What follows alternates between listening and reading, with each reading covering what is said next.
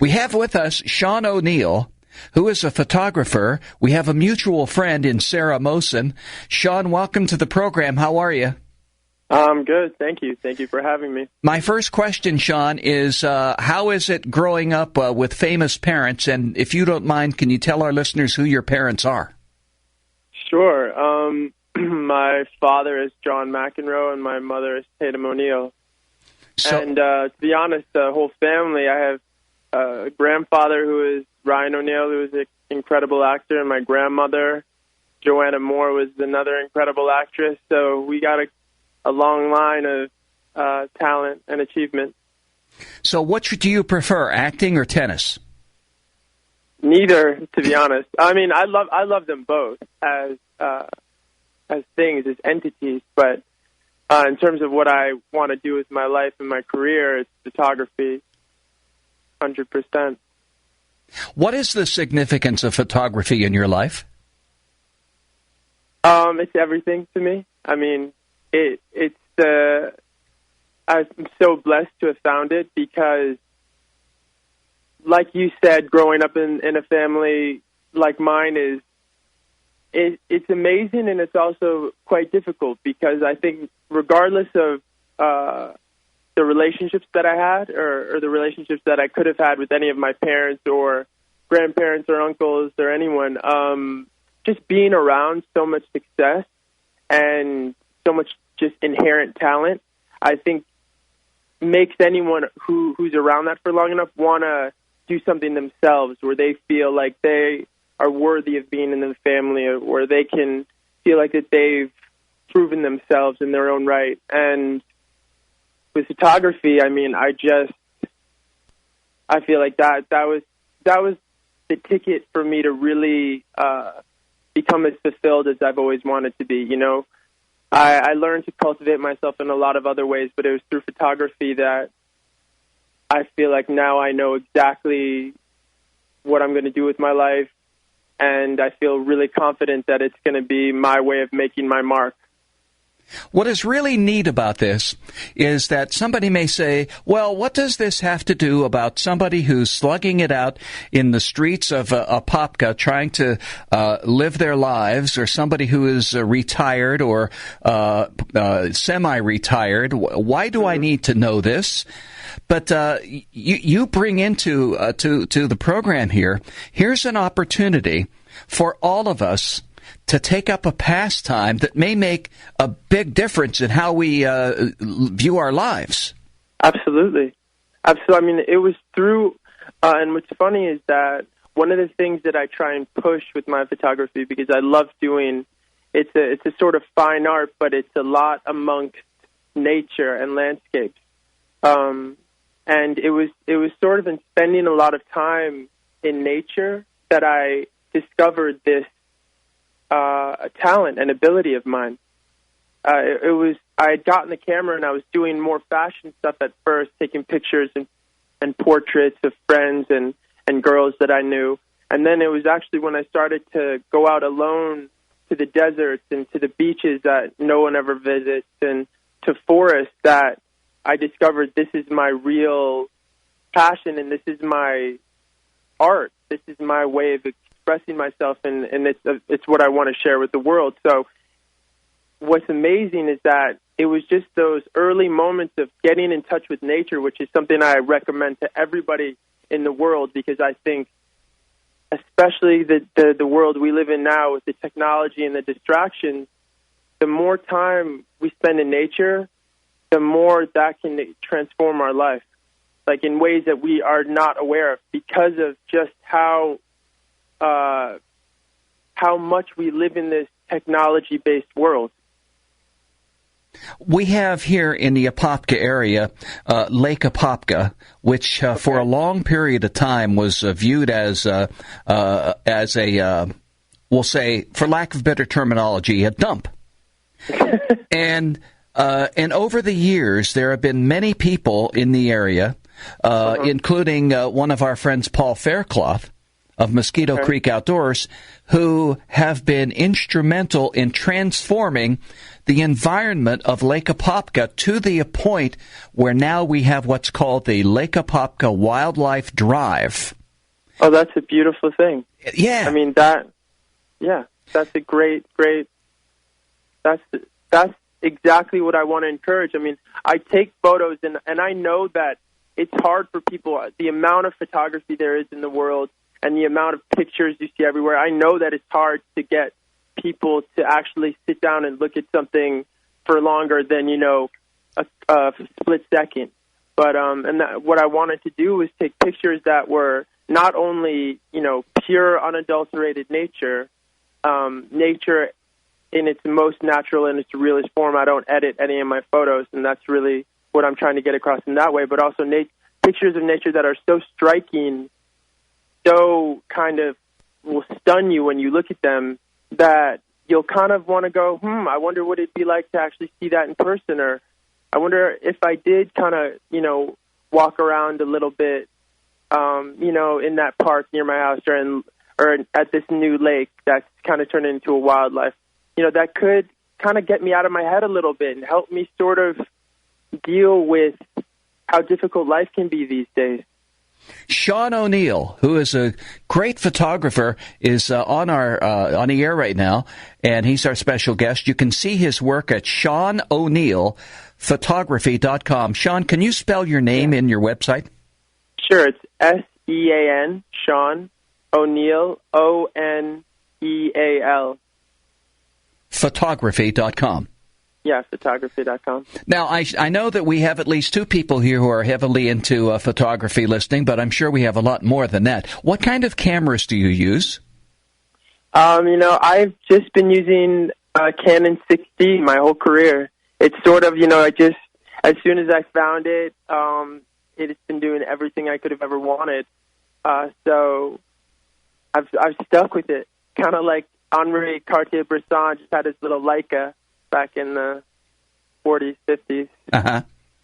I saw on your website you had a picture of a spider. You probably have taken so many pictures of spiders that you can't recall. Spider. Yeah. But I was wondering what lens you used in that, but that's probably, like I said, you probably, anyways. It was that same lens. Always the same. Okay, what lens is that? It's a 1635 wide angle. Okay. Have you ever? But I like to mess with it and do sort of get up really close. I just do unorthodox things because I've been self-taught. I never even really had. I had a couple of friends who were photographers give me the technical basics. But then from there, everything I've done has been experimenting through my sort of sense of aesthetic. Have you ever done any infrared photography? I haven't. To be Okay. honest, I haven't even heard of that. Okay. All right. And you've traveled and done some photography in other parts of the world, have you not? I have, yeah. Such as where? Well, it was through what I'm doing. One of the things I'm doing now is a series on California, and I have some galleries in New York and LA that I'm setting up shows with probably in the next 6 to 8 months. And it was through this series in California that I was showing to people in New York that I was introduced to the founder of this remarkable charity called Cheetah, CITTA. And you can check them out at cheetah.org. And the guy who started this charity, what he does is he goes to the most remote, poorest places in the world. And so that's Tibet, Nepal, and India. And within those, and so when I met with him, he had just set up a trip to go to Nepal over the summer to help with all the crazy aftermath from these two earthquakes that happened there, about a year ago. And so he really wanted me to come to take pictures of sort of what they were doing there and more to kind of go off on my own and to photograph just how bad it was and how devastating these earthquakes were to the people and their lifestyles and their housing and everything. And so in June, I went for about a week with him, and it was just one of the most intense, but also even more importantly, just profound experiences in my life where really a life-changing occurrence for me, because I got to not only get pictures that I think were so powerful, that mean so much to me, but also just what it was like to be there and to experience firsthand and to be in these villages that were completely off the grid, and to get to know the people and to just kind of absorb and soak in the way that they operate, their spirit. They're just incredible human beings who have so much to offer. And what I wanted to do by going there was bring as much awareness to them as I possibly could, because I think not only can we as Americans learn from their just incredible ability to be so grateful for what they have, even though they have basically nothing. I mean, they just always are showing gratitude, and they're so generous with the very little they have.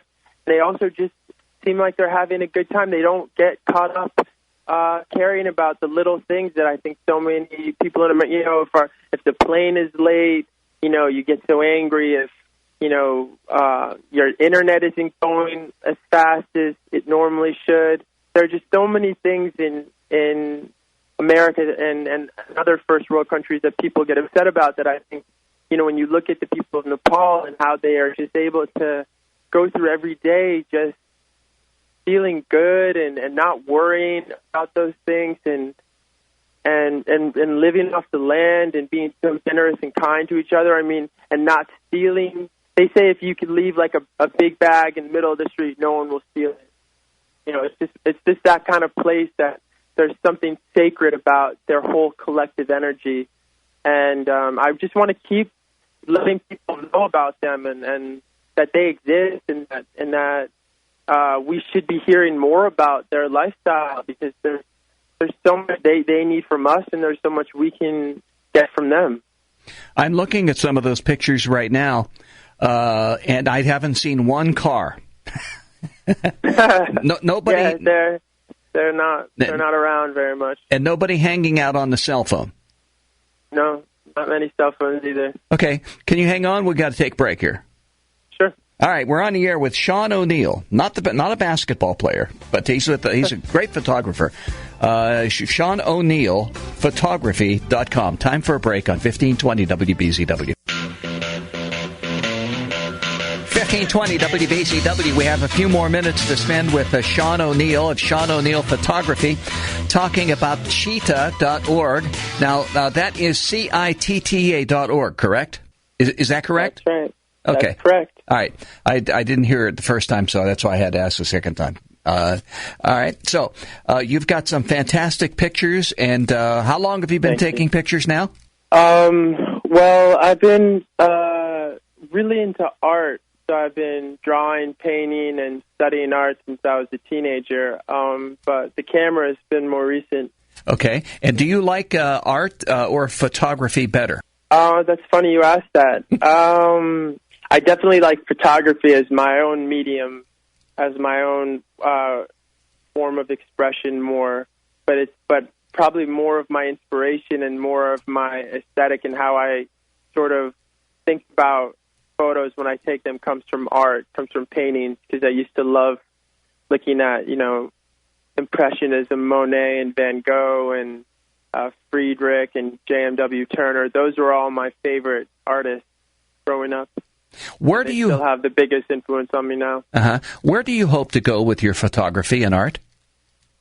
Well, I want all my shows to do from now on to always have a charity involved with them. So that's a big mission that I think I'm going to be able to do. So always have, things for the environment, things for charities like the one I went to Nepal with that are helping homeless people or third world countries. That's one part of the mission. And then I just eventually want to be